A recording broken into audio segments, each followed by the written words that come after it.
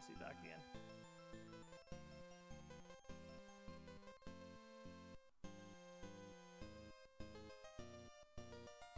Okay, so where did my scenes go?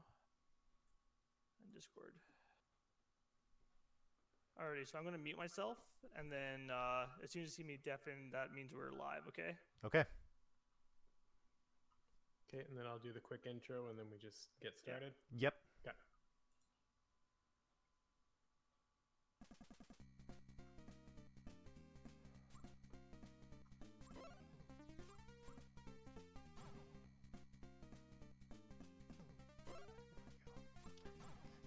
Okay, hello and welcome back everyone to Slurpathon VII, raising money for Extra Life. Extra Life is a fundraising event that directly supports the Children's Medical Network hospitals. The money on our team specifically goes to the Alberta Children's Hospital Foundation.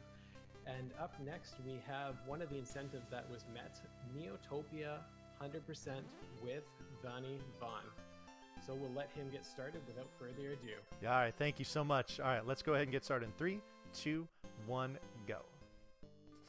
Alrighty, so this is Neutopia. This is a top-down adventure RPG for the TurboGrafx 16. It is one of my main speedruns, one that I enjoy very much, and I will explain all about what's going on there. Also, I don't know if the restreamer can hear me. The estimate for this is not going to be 2 hours and 45 minutes. It is going to be considerably shorter than that. It should be right about, let's just make it an hour flat.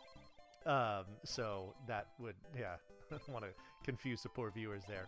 So here's the lore. What you saw before was the evil wizard Dirth. He beamed down into the land of Neutopia in the middle of the night and absconded with Princess Aurora. And that summoned our hero here. His name is Jazeta. He is being told by the old mother there in the temple that he needs to collect the 8 medallions of wisdom from all throughout Neutopia in order to open the way to Dirth's evil lair on the North Pole, where we would confront him, destroy him, and get the princess back. So that's what we're doing. But the first thing that I just did there was I collected an item called the Book of Revival. What that's going to do is it's going to allow me to get passwords when I either talk to the old mother there, or when I go to other various save points. Now, the reason why I picked that up is because we're doing the 100% category, which means that we will be collecting all permanent items as well as all upgrades to our swords, shields, and armor, as well as all of our life capacity upgrades and bomb capacity upgrades. So I'll explain a little bit about how that works as we go along, and also which ones I would normally pick up in any percent and which ones I'm picking up specifically because we are doing 100%. So yeah. So what I'm picking up right now is actually arguably the most important item that I'll get throughout the whole game. We got to get through a few text boxes here. You'll notice that I am running this in Japanese. That's because the text scroll for the Japanese version as compared to the North American version is much faster. So what I just got there was the Fire Wand. This is going to be used primarily as an assault weapon, and what makes it so potent is the fact that I can attack enemies from a distance, and this is going to be very good so that I can avoid taking contact damage from enemies if I am assaulting them from afar.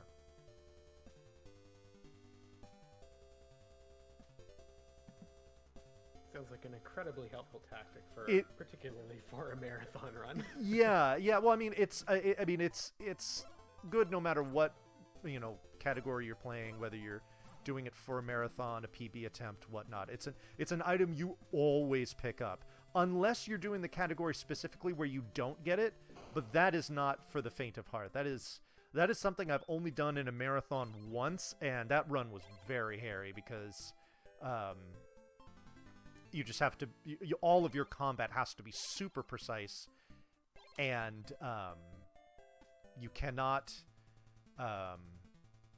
You just have to be super careful as far as the damage that you take. So anyway, so what I just picked up there from that old man in the cave was an upgrade to my life. Now, interesting thing about what's available in this game and what satisfied the 100% category. So every time I finish one of the crypts, which is essentially a dungeon where I'll be collecting one of those 8 medallions that I mentioned before, I will automatically get a life upgrade. There are 4 additional life upgrades available. However, we only need to collect 3 of them because by completing all 8 dungeons and collecting only 3, it will get us to the maximum that we can get. Collecting the 4th will do you literally no good. So we only get the 3 that are the easiest to access. So.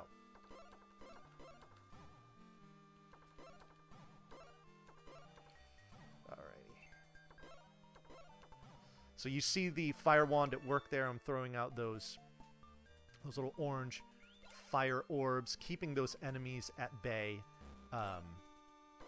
See. These things can kind of line up in funny ways, so having the fire wand to keep them at a distance is always really nice.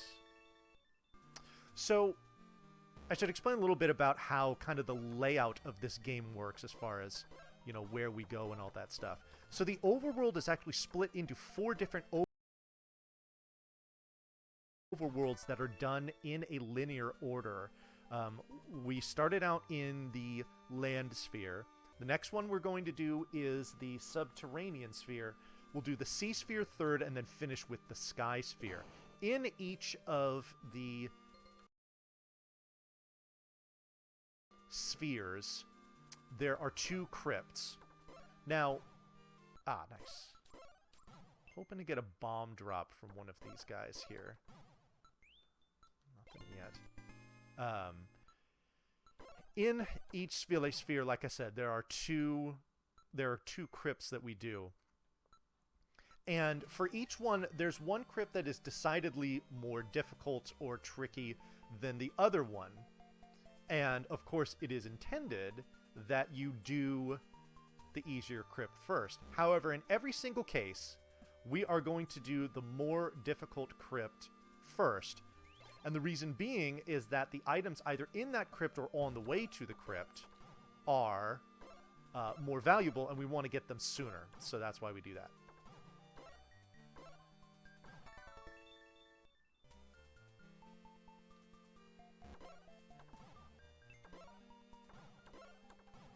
Alrighty, and this is one of them here. This is going to be our first sword upgrade. This is going to help us for the next few bosses. The sword damage that we... Oh, good, there's the bomb drop I wanted. The sword damage that we will do is a big help, so... Ooh, I'll take that. The hourglass stops time, makes the enemy stop moving. They can still damage you, so it's actually something we need to be careful of. You can't just go... walking up to or through them. So, one other thing I didn't really talk about that I collected earlier on in this crypt was I collected a key. Every crypt has one key in it. It is unique to that crypt, and you need that key in order... Whoops, hello.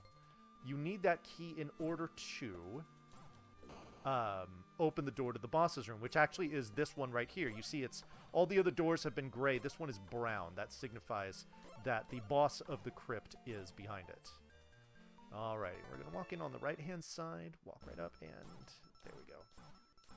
So this is the clay golem. We're going to try to 2-cycle it. The first cycle went exactly how you wanted it to.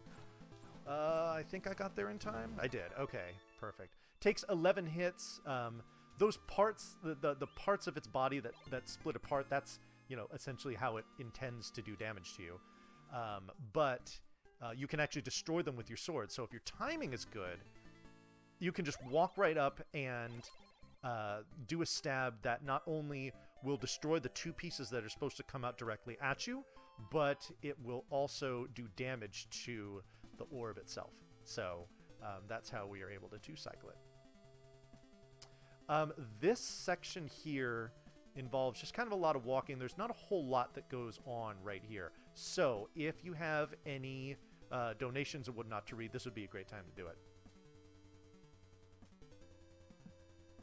Okay, so just as a reminder as to why we're all here, the Slurpathon is raising money for the Extra Life Foundation, which raises money for Children's Miracle Network hospitals. Proceeds for this one go to the Alberta Children's Hospital Foundation.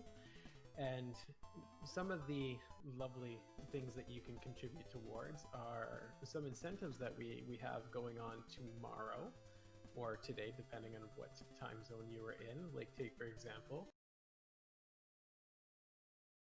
you can donate towards Where's Waldo on hard difficulty, which is about a quarter of the way there, or the ever so epic halfway there Final Fantasy VI, Suplexing the Train. Definitely some things that you want to see, so go take a look at the incentives and see something that you might want to contribute towards, because there are some really fantastic things along with some of the names and bid wars.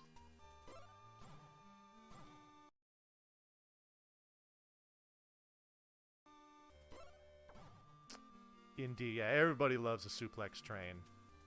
Gotta meet that one.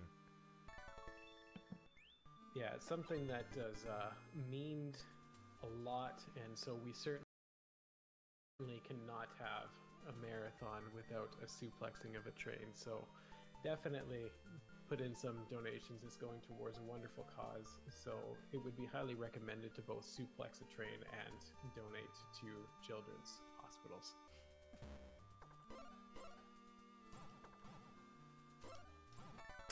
Alrighty, so we are going to get our first armor upgrade here.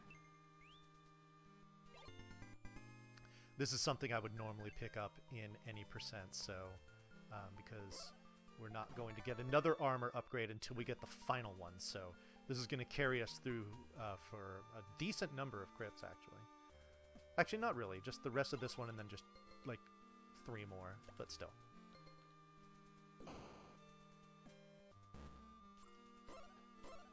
Oh my goodness, what is this pattern? Normally they all come charging right at you, but instead they decided to surround me? That was really bizarre. Alright, that's fine. Alright, boss is coming up here.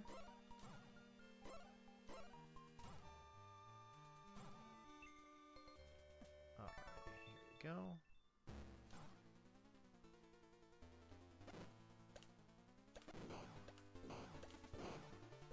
Perfect.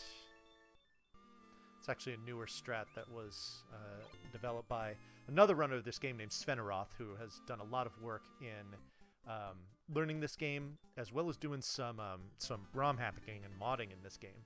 But that's a strategy that he found. Alright, so we've completed the 2 crypts of the land sphere, and now we are in the subterranean sphere.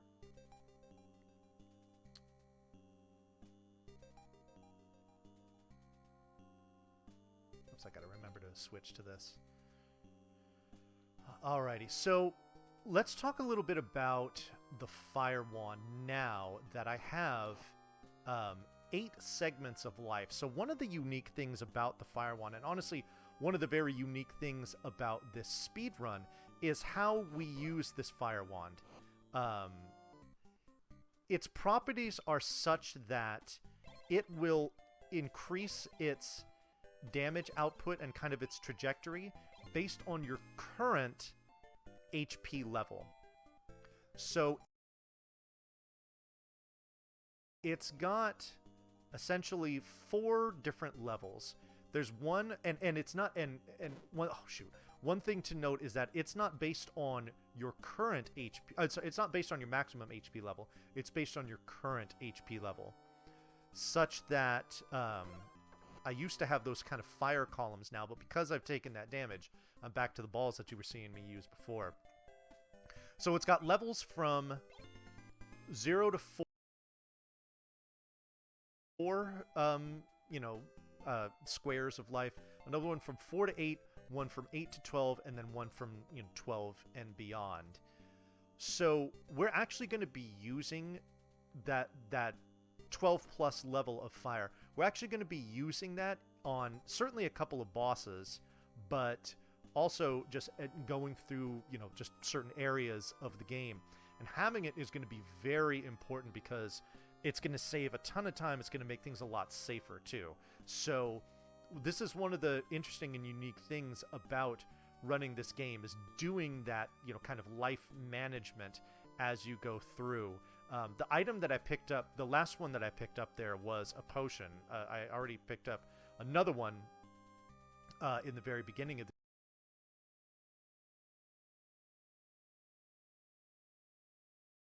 the game now, so I have two. Using those is going to refill my life to full, and then it's going to consume one of the potions. We're going to use these in, most often we're going to use these in very specific spots to ensure that we have that level of fire. So this item that I'm picking up right here is called the Rainbow Drop. What this will do is it will allow me to walk over one tile wide gaps. You know, if there's like a, you know, a pit or like a river of, you know, lava or something like that, I'll be able to walk over it. In fact, you're going to see it right away as soon as I walk into this next crypt, which is in just a couple of screens.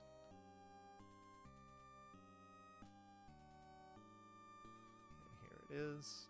So you're going to see there's going to be this, you know, that stripe of lava right there. But this little rainbow bridge will appear under my feet as I walk onto it and allow me passage over it. We are going to use this extensively. That is a required item. That's certainly something I would get in any percent as well. I picked up a cherry, which refills one segment of life, so now I have that next level of fire again, which is going to be these rolling columns. These rolling columns are in... Oh, nice. I'll take that. Rolling columns are interesting in that they certainly do more damage than the level below it, but they move kind of slower, and they're more difficult to control. So there's actually certain instances where I kind of prefer to have the level below.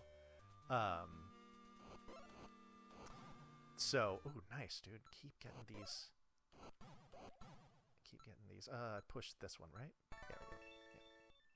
Yeah. Alrighty. So now we are going to pick up...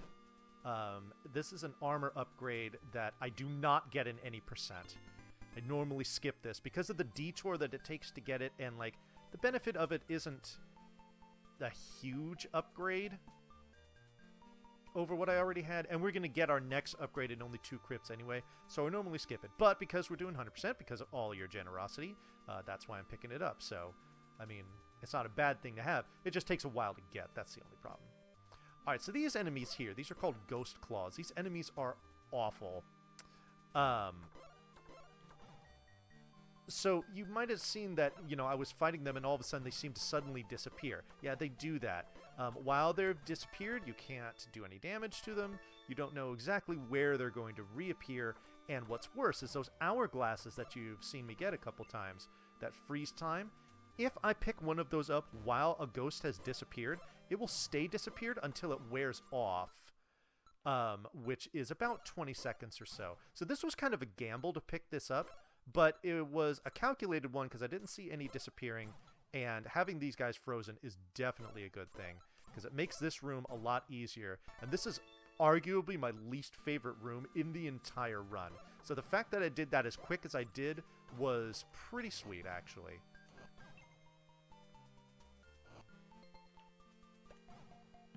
Do we have a moment for a quick donation? Yeah, sure would be a good time. Okay, wonderful. We have a $10 donation from Anonymous that says, "Let's suplex that train." Yes. Indeed. Suplexing the train is definitely hype. Alright, so we've got our key for this crypt. And now we're ready to move on out. Thankfully, after you kill enemies in rooms, you have a few rooms that you can go through after that before the enemies will reappear. So I didn't have to fight all of those ghosts again in that room, which is good. Alrighty. So we just gotta kill these floaty guys. It actually is better to kill these guys with your sword as opposed to your fire wand, just because the sword will kill them in 3 hits, whereas your fire wand does it in 5. Alright, so here we've got a boss fight.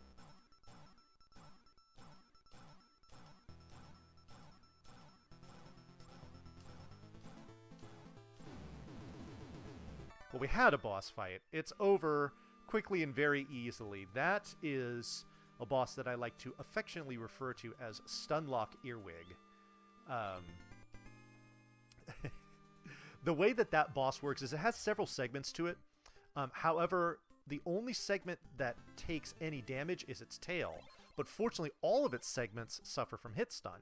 So what we can do is we can walk straight up, which is why I entered that room on the left. The door is 2 tiles wide. So I can essentially enter on the left tile, the right tile, or in between.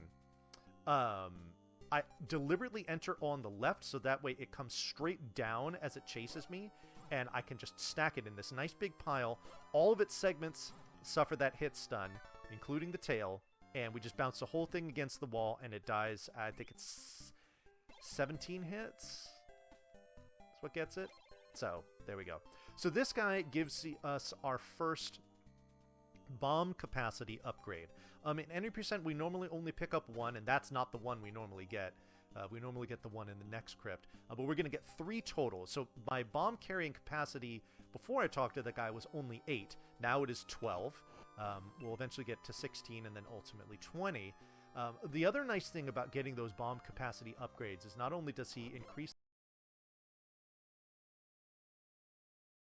the capacity, but he fills your current bomb total to your new capacity, which is extremely useful. And that's typically why we don't get it until later. A, because it's faster to get the next one, a little faster than this one, but also because that's usually where we need the bombs. So yeah. So this guy's going to yak away for a few text boxes, and then he's going to give us our first... Excuse me, he's going to give us our first shield upgrade. This is going to allow us to block the blue fireballs that certain enemies will spit out. Ah, shoot. Alrighty.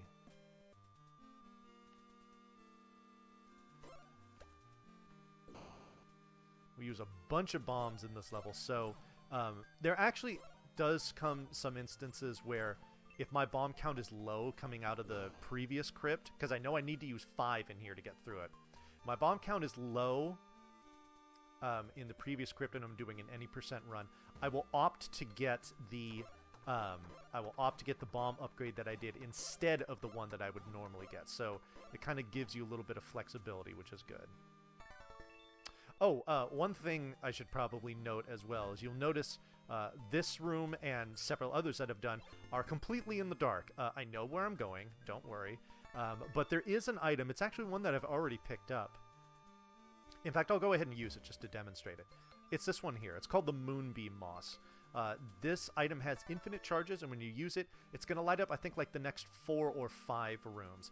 However, because we know what we're doing and where we're going, there might be one instance, just because I'm doing 100% and I happen to have it, there might be one instance where I will use it.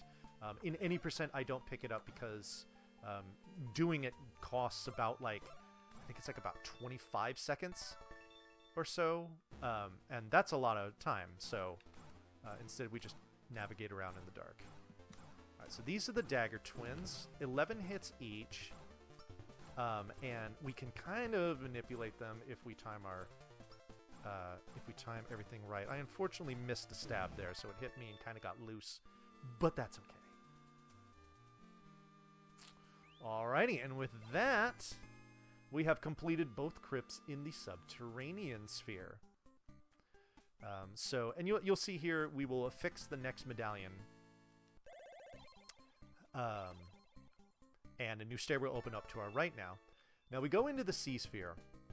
The difficulty curve increases significantly now that we're in here. So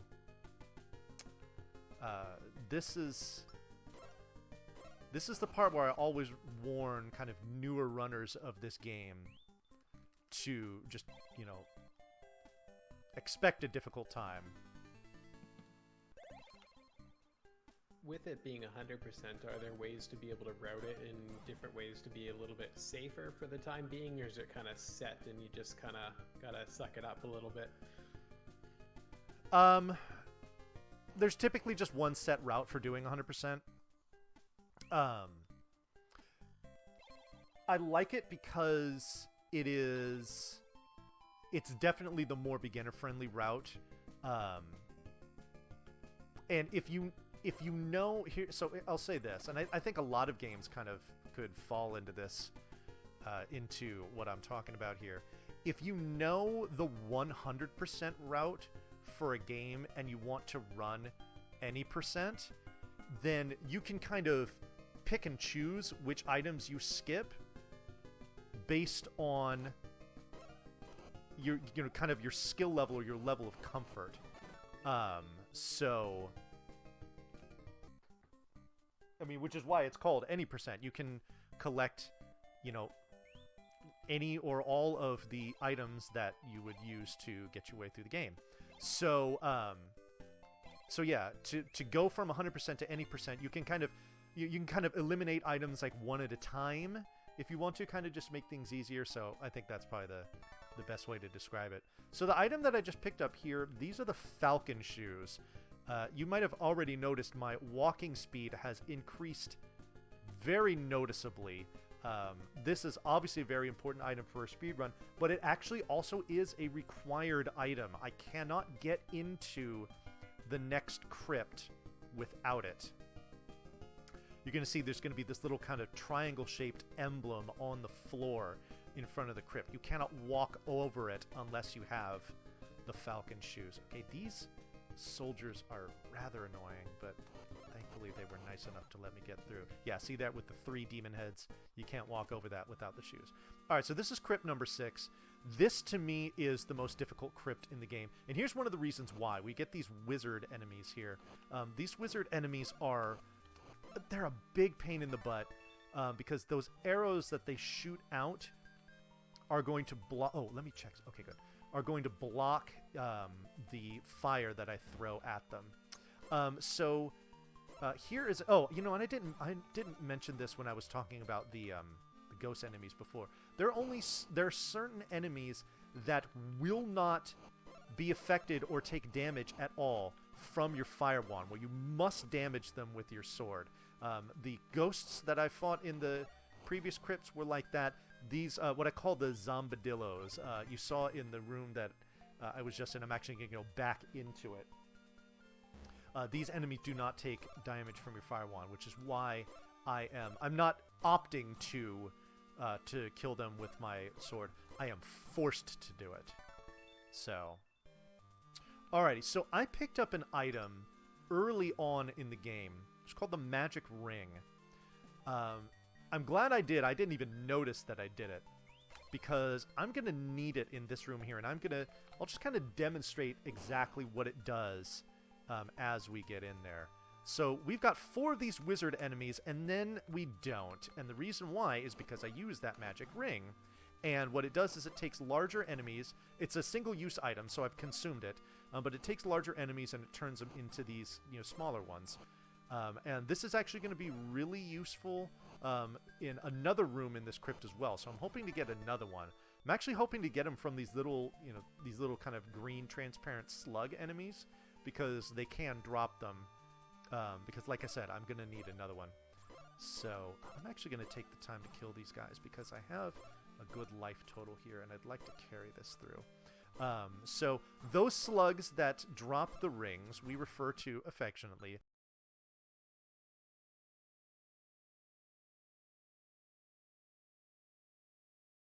me in that room that I was just in. But we have more chances, so it's not a problem. Or it shouldn't be. Hopefully. We'll see.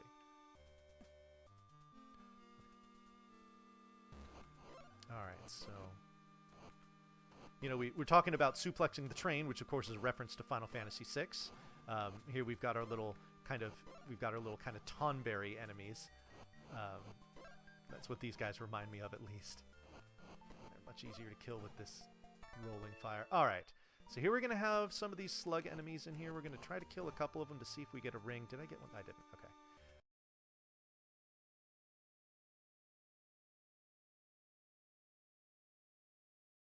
There it is. There it is. Good. All right. There was a slug homie right there. Perfect. We are good. All right. I'm going to need it in 2 rooms from now. I'm going to come into another room that's got 4 of those wizard enemies. The only problem is there's a big ring of blocks in there, so I'm forced to only be able to fight them on the perimeter, which makes it extremely difficult to do without taking a boatload of damage. So you're going to see here. Now, the room's going to flash. You're going to see the blocks that I'm talking about. It basically cuts off the entire middle of the room. So, another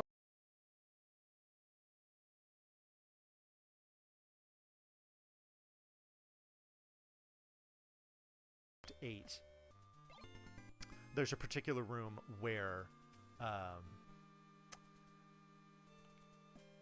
where you definitely want to have it. So what I've picked up now is the strongest armor. This is our final armor upgrade. I dream a dream of slug homies. Indeed. Alrighty, so not much left here. We just got to kill these guys. And then we've got the room before the boss, and then the boss itself. The boss is actually a pretty interesting one. Hello, there we go.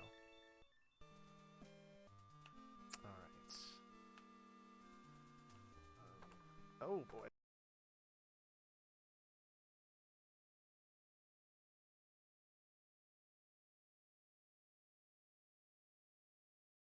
The only problem with doing that is that I don't have a lot of opportunities to get one again.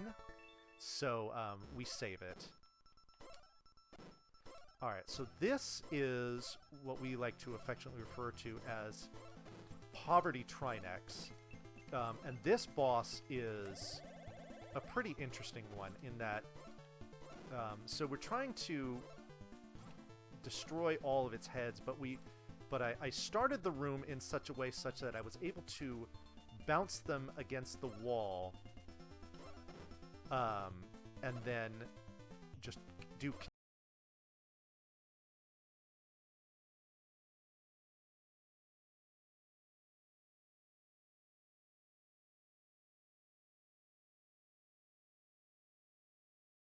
if you can get in between the head and the body, you can just keep bouncing it back as the as it tries to go back. So you basically just do a bunch of free damage. You want to be very aggressive with that boss. This is another reason why we want to have the potions, because you basically just go face on the boss, and you're going to take a ton of damage in the process. So this helps you out.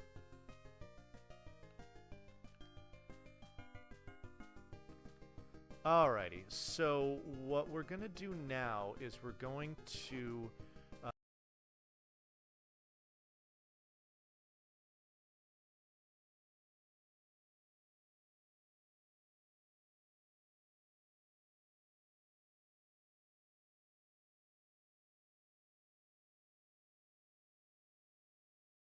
do the 100% route.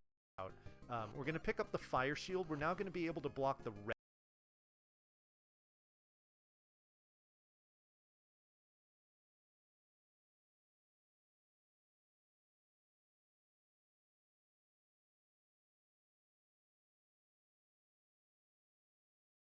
In that it is something that's unique to kind of the section that I'm in. So this, at first glance, appears to be a crypt, right? Well, it's not really. It's what I refer to as a micro crypt. And I'll explain why. So I kill these enemies, I walk out of here. And then I talk to this prisoner. And he's got a lot to say. And what he's telling me is that he is actually going to open the way to the crypt that I need to go into, which is crypt number 5. So I'm done. I basically just killed those guys, talked to that dude, pushed that block, and then I'm out of here. if I don't do that, then the opening or the entrance to this next crypt is it's just not there.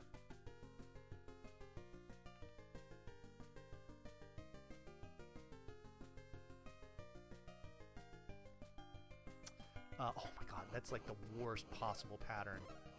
Just get out of my way. I really don't feel like taking more damage, so okay.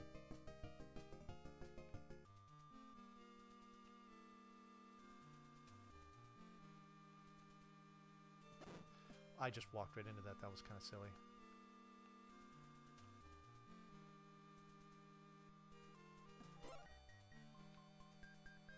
Okay.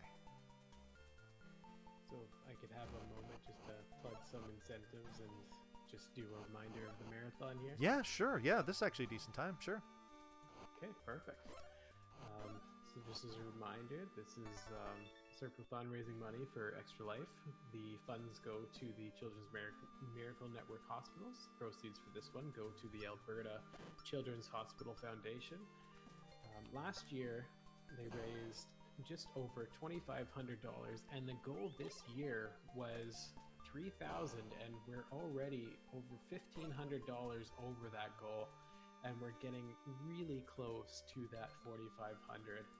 So some nice ways to incentivize getting to that new stretch goal there are definitely looking at some of the bid wars for choosing some costumes or names in Final Fantasy VI, or as we were talking about before, you can always suplex a train in Final Fantasy VI, which is about halfway there. We have the Where's Waldo on hard difficulty, which is about a quarter of the way there, and then also Sound Vortex boss songs. So definitely, if you're going to be looking to donate, those are some great places to start looking at those donations for a great cause. Indeed, and I want to correct something you said before, and it is a minor correction, but it is rather significant. You said you can always suplex the train. You must always suplex the train. It's like I stand corrected. You're correct. It is. It's essentially not optional. So, folks, listen. With this in mind, you gotta put the money towards suplexing the train. Like, it makes a very compelling argument. Yeah. Definitely look at. Indeed. All right. So in the meantime, I picked up the second sword upgrade. That's something you normally skip as well, because we're going to be getting our strongest sword in the not terribly distant future. And besides, now I would normally have what I like to refer to as the good fire, which is that final level of fire I was describing when you have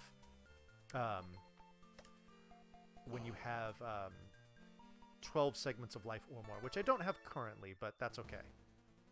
Let's see how this boss is going to react here, and I will react to it. Okay. Alright, so we're going to go ahead and use that good fire here to do a bunch of damage to it, and kill it in one cycle! Burning that potion there is really not a big deal, because I'm about to get 2 more pretty soon, so...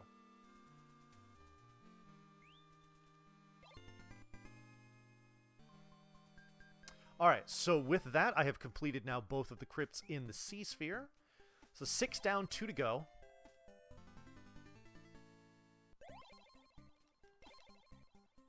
And we're going to get a staircase open right there in the middle, and this is going to take us to the Sky Sphere.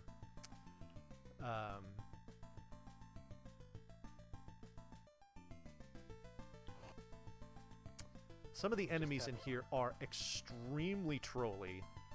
So it makes maintaining the good fire rather challenging, because they will just get in your way.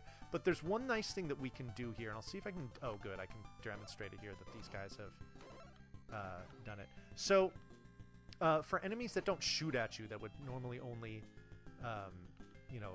do damage by contact, and assuming that they can take damage from the fire, we're going to do a little trick which I refer to as fire walking, which basically means that this good fire is just going to roll along, and I'm going to walk in the fire, and when enemies are in their iframes from taking damage, you can walk right through them without getting hit.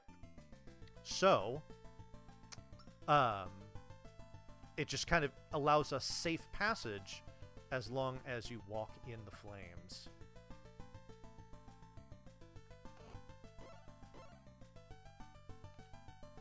Now, if the enemy shoots at you, then all bets are off. But if it doesn't, then you're good. Alright, so we're going to take a detour into here.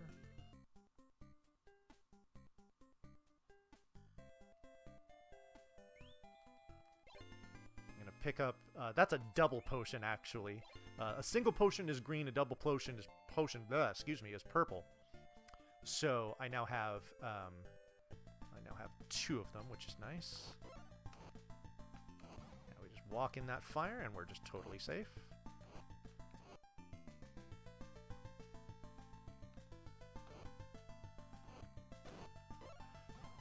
I apparently wasn't in the fire there. That's okay. Totally okay.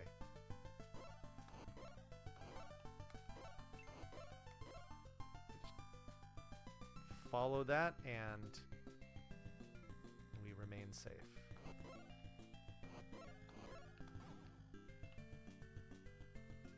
Another way to remain safe from enemies hurting you is to kill them first, which is always nice.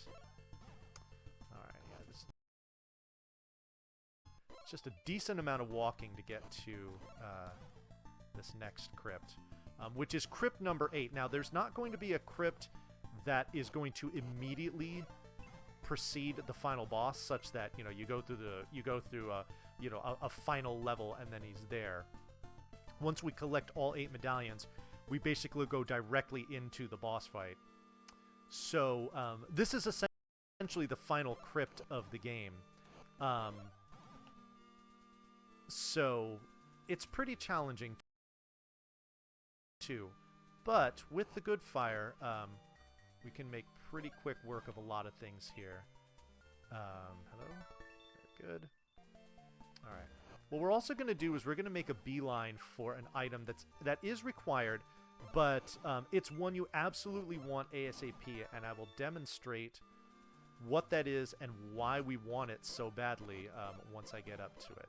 But yeah, like these rooms here with the mummies and the bat, just, I mean, the good fire just absolutely blazes through everything, no pun intended. This room can be really crappy if you don't have the good fire, because these kind of bird spirit things can fly fast and just ruin your day. Fortunately, that is not the case.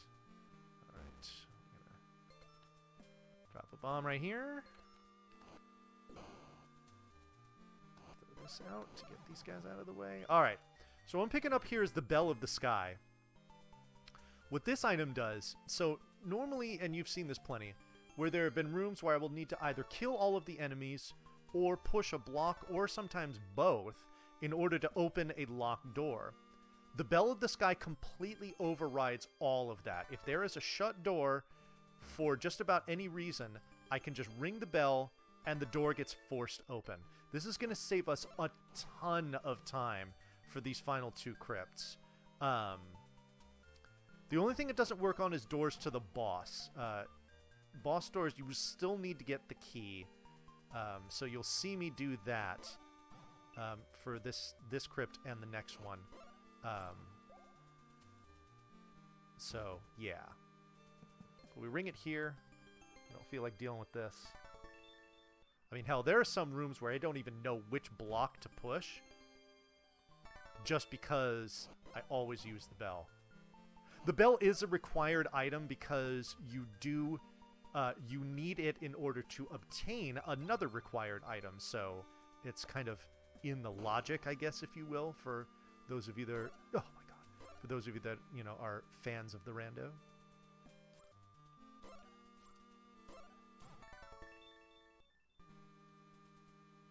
And will that be something that you would also see in any of the other categories as well as the abuse of the bell? Yeah, absolutely. Whoops, did I? That's not what I do. I actually still have the good fight. I want to see if I can maintain it here. That'd be nice.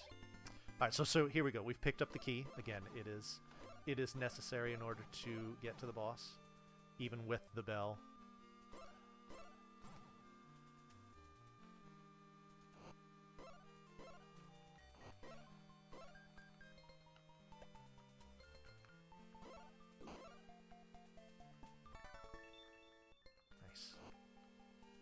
So I actually just got an interesting little glitch there where the bell, I rang the bell, but I didn't have to wait during its chime.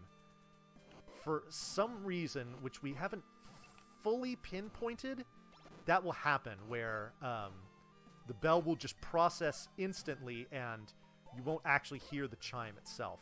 All right, so this boss coming up here, I'm actually going to concentrate on this. I'll kind of explain it when I'm done.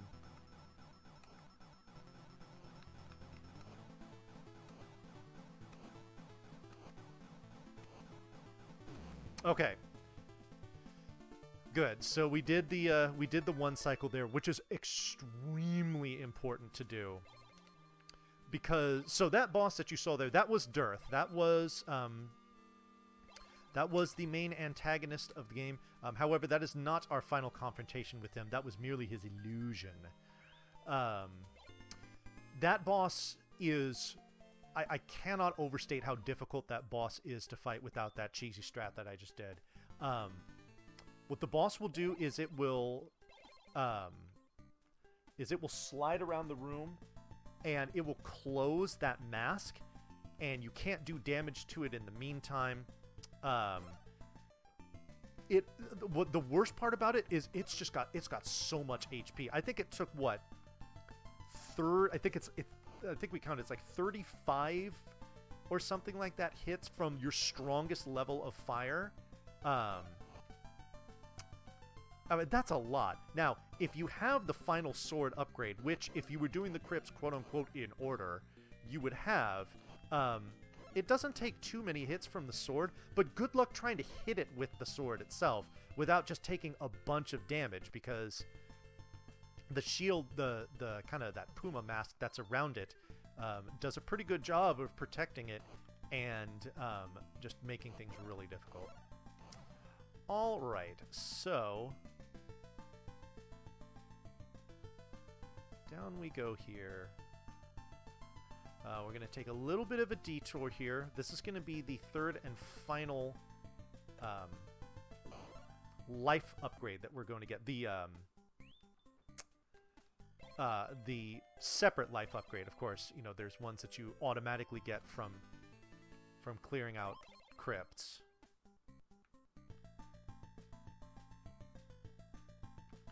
So we got a whole bunch of life, but then what we're going to do over here is we're going to come to this screen here.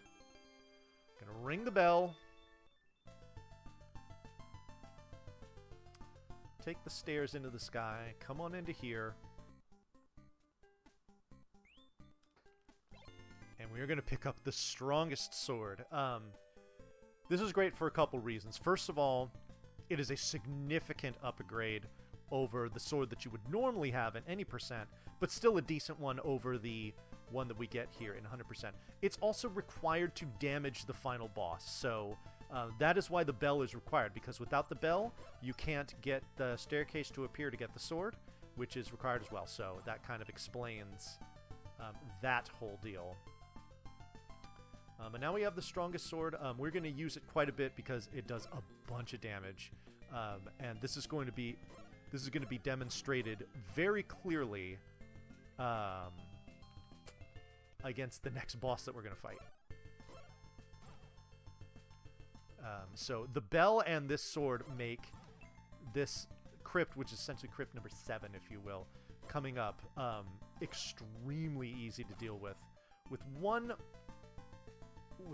particular exception, but we'll be fine. So I would say this is probably going to be your last-ish opportunity in my run to do any kind of donation. So if you have anything that came in, anything else you want to mention or plug, do it now. Okay, we can just do a quick little recap, and then we'll just hand the mic over to you for the rest of the run. Just a reminder that we are raising funds in this Slurpathon 7, getting closer to our $4,500 goal here. The funds are going to Extra Life is the fundraising event, directly going to the Children's Miracle Network hospitals. The money on our team specifically goes to the Alberta Children's Hospital Foundation. And make sure you take a look at the incentives. We are getting closer to some really wonderful and fun incentives for tomorrow's runs, which I'm sure we will get well over our new goal. So definitely check those out. You can use the commands in the Twitch channel, and we'll hand it over to Danny Van to finish off the run. Alrighty, so so that room there that I just did where I picked up the key, you got to push those 3 blocks in kind of that particular order in order to get through. Doing that in the dark is not fun. So the fact that I just happen to have the Moonbeam Moss, when I'm doing 100%, I almost always use it there just to make sure that I get through that room okay. Because otherwise, if you push those blocks in the wrong order, or you push you push them where you shouldn't or whatnot, you have to exit the room to reset them and come back in. And that is as much of a time loss as it sounds like. So if we can use the, what do you call it? Oh, come on. If we can use the hourglass to make that easier, then we... not the hourglass. The Moonbeam Moss to make that easier, then we will. I just picked up my final shield upgrade there, so with that, all of my equipment is upgraded. There's only one thing that I'm missing, and it's just going to be a minor cleanup that we're going to do as soon as we're done with this crypt. There's another one you got to push a couple blocks, but fortunately, it's only 2, and it's not that difficult to do. Alright, let me just push this one out of here. Wow, lots of hourglasses. Here we go. Alright, so we ring the bell here. We ring the bell here. And for good measure, we ring the bell here. So these 3 rooms, kind of like a little gauntlet before you get to the boss, but we just force our way through with the bell and just basically walk by all of them. Alright, so here we go. We fight this boss here. Fighting it is as easy as 1, 2, and 3. That is the power of the strongest sword on full display, just laying waste to that boss, which is otherwise pretty annoying to fight. There is a way you can manipulate it, use the strongest fire to kill it in usually also 1 cycle, but more likely 2. But the strongest sword just absolutely annihilates it. Alright, so now we've got all 8 crystals. You're going to see the door behind the Temple Mother here open up, and that takes us to Dearth, but we're not going to do it quite yet. Reason being is we still have 1 more bomb upgrade to get, just to satisfy the 100% category. We're not going to be using any more bombs. Well, I mean, you use a bomb to get in there, but beyond that, after you get the upgrade, you use no more bombs. So, kind of stupid, but you know what? It's just kind of one of those funny things with the category. So there we go, 20 bombs. We're going to use these wings here. These are going to take you to the last place that you kind of got a password or whatnot, which you always get from talking to the mother in here. So it just warps us right back in there. Alright, we have all of our stuff. We now can fight the final boss. So this is Dearth. He's going to take 32 hits, and he also has really awesome music, so I'll go quiet.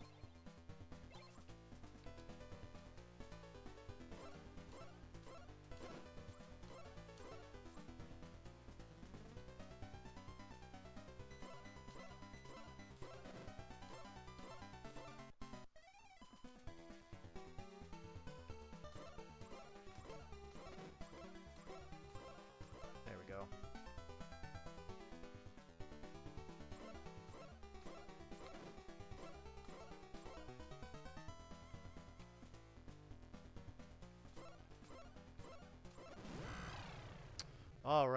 So there we go. That was a good fight, except for the first cycle. You can hit him 8 times when he's above you, 7 times when he's below you, and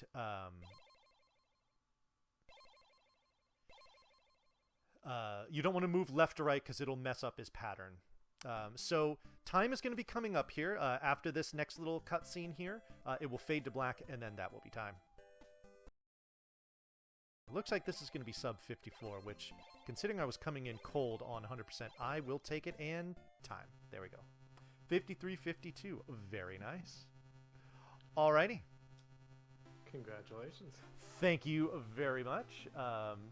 So, yeah. All right. Well, I would like to thank, certainly I'd like to thank the folks at Slurpathon for not only accepting my run and having me here, but also for putting up with some tech issues that I had here and rearranging the schedule, whatnot.